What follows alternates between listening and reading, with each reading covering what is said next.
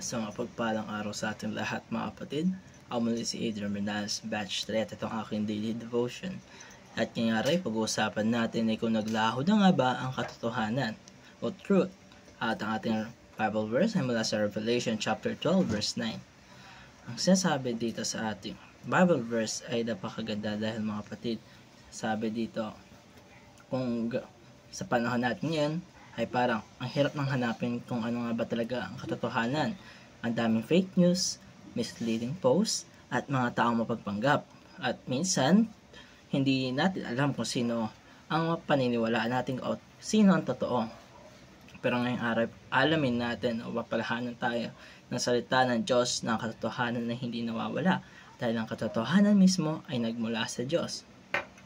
Kaya sasabi sa John chapter 17 verse 17, Thy word is truth. At dito natin makita ang unang teaching natin ngayong araw. Unang-una dito ay God defines truth. Ang Diyos mismo ang nagtatakda ng katotohanan. Dito base sa opinyon ng tao, sa uso o sa damdamin ng tao.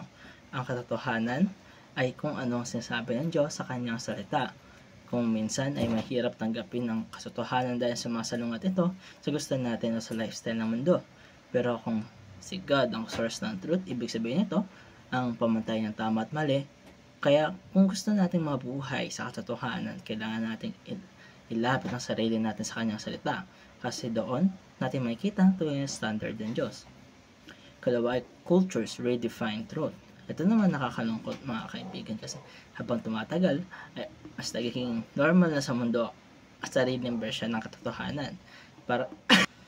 Parang ating sinasabi ng iba na my truth is my truth, your truth is your truth. Pero kung ating isipin mga kapatid, hindi pwedeng maraming version ng truth.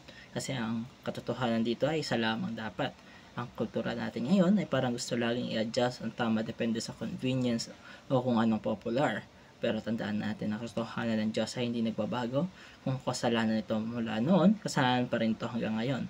At kahit pilitin man ng mundo na gamit tama ang mali, ay hindi natin mababago ang standard ng Diyos. At panghuli, Jesus is the truth.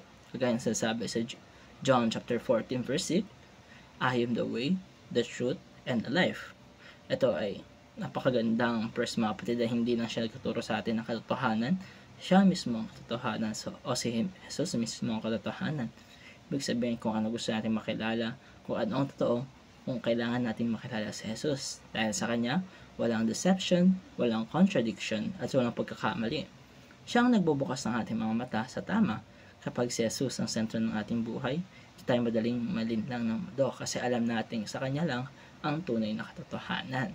At ito nagtatapos ang aking daily devotion. Maraming salamat sa panonood.